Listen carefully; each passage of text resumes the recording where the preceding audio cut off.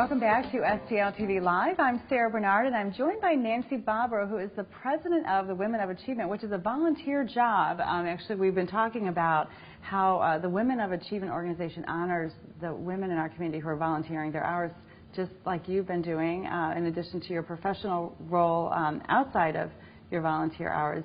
You've given your time these last 2 years. So how is it that you ended up as president of the Women of Achievement? Well, we have a selection process and a nominating committee within our structure. We were started in 1955 by the Globe Democrat, but then in 1993, realizing that this was quite a legacy to the community and how many hours and how many lives were touched by the volunteer work, a very prescient group of women of achievement got together and established Women of Achievement as a 501c3 not-for-profit organization.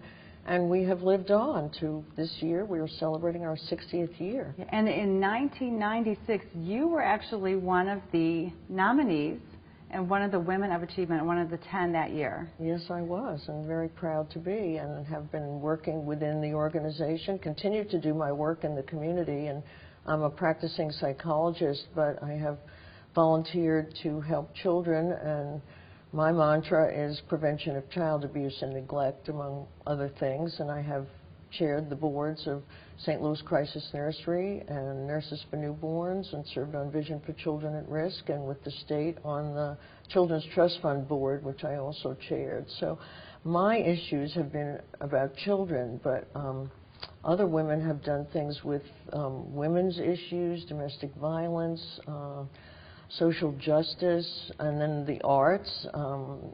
You mentioned some of your segments are going to be on, like, the Humane Society, or dogs and animals and shelters, and just anything, the zoo, the art museum. So any way that somebody wants to give into the community. I think it's interesting that in your you took your professional life and also bridged to your volunteer commitment to children, and for people to learn from your example of finding something that they're passionate about and use that to spur their efforts, their volunteer hours. Right. So what was it like when you found out that you were one of the 10 nominees in 1996? How did you feel? Well, I felt on one end of the phone like now I feel when I tell one of these women that they're Women of Achievement. I mean, I couldn't believe it. I couldn't believe someone had actually noticed me and picked me, and I didn't know I had been nominated. And I mean, I felt like just amazing, over the top, and I was really proud. And then a lot of different things to do, photos and video interview for the luncheon, and then just felt like queen for a day almost that day. Absolutely. So that brings us back to the nomination process. And so right now we are just about a month and a half away from deadline. January 5th, and that's a hard deadline, midnight, it is, right? Midnight, right. And people can go onto the website. Right, www.woastl.org. I think you're showing it on the screen, and nominate online.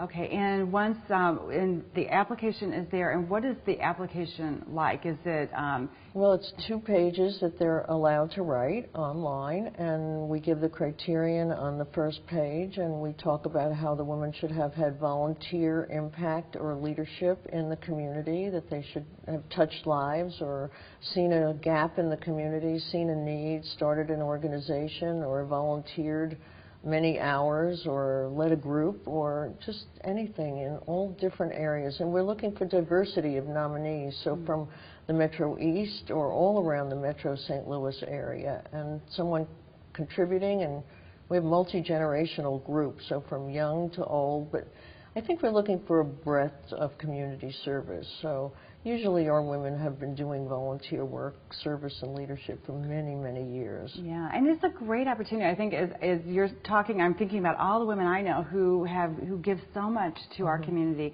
And you're specifically looking for women that are giving within our St. Louis area, who not necessarily doing their volunteer work with groups outside of St. Louis or outside of our country, right, specifically? Right, it's really specifically the impact they make on the metro region, including Illinois and the east side. But really, while we recognize women who may have branched out on the national level, it's what the impact in St. Louis. And Sarah, just think of the number of volunteer hours and what that's worth in dollars that have been contributed over 60 years. That's what's amazing to me. 60 years 10 women a year honored for all their hours right here in St. Louis. And we know there's many more than 10 women each year that should be honored.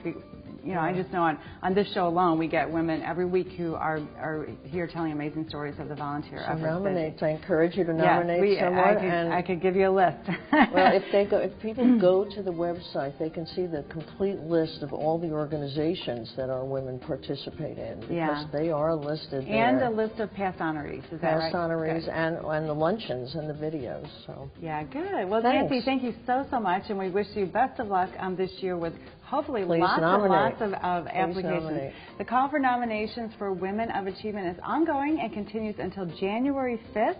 If you'd like to nominate yourself or someone else, or you'd like just more information, visit WOASTL.org.